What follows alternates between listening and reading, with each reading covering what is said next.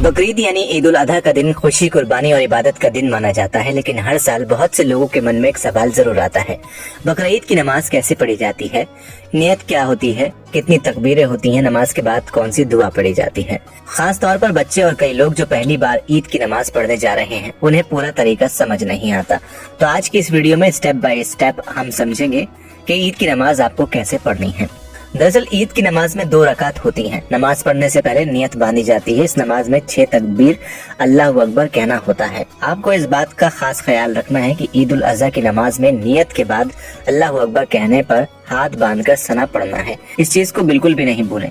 ईद उल अज़हा की नमाज मुसलमानों के लिए बहुत अहम मानी जाती है। इस दिन लोग सुबह जल्दी उठते हैं, गुस्ल करते हैं, अच्छे कपड़े पहनते हैं, खुशबू लगाते हैं और ईदगाह या मस्जिद में नमाज पढ़ने जाते हैं। ये नमाज 2 रकात होती है, जमात के साथ पढ़ी जाती है और इसमें एक्स्ट्रा तकबीरें होती हैं। नमाज पर जाने से पहले कुछ बातों का ध्यान रखें। गुस्ल करें, साफ कपड़े पहने, खुशबू लगाएं, सदका फित्र अगर बाकी हो तो अदा करें। बकरीद में नमाज से पहले कुछ न खाना भी बेहतर माना गया है और सबसे जरूरी तकबीर पढ़ते हुए ईदगाह जाएं। अल्लाहु अकबर, ला इलाहा इल्लल्लाह, वल्लाहु अकबर, अल्लाहु अकबर, वल्लाहिल हम्द, वलिल्लाहिल हम्द। अब बात करते हैं नियत की। दिल के इरादे का नाम ही नियत है। अगर आप जुबान से कहना चाहें तो आसान शब्दों में कह सकते हैं, मैं ईद उल अधा की 2 रकात वाजिब नमाज 6 तकबीरों के साथ पीछे इस इमाम के पढ़ता हूँ या पढ़ती हूँ। बस इतना ही काफी होता है। इमाम अल्लाहु अकबर कहकर नमाज शुरू करेंगे, आप भी हाथ बांध लें, फिर सना पढ़ी जाती है, सुबहानक अल्लाहुम्मा। उसके बाद एक्स्ट्रा तकबीर होती हैं। इमाम 3 बार एक्स्ट्रा तकबीर कहेंगे। पहली तकबीर हाथ कान तक उठाकर छोड़ दें, दूसरी तकबीर फिर हाथ उठाकर छोड़ दें, तीसरी तकबीर हाथ उठाकर इस बार बांध लें।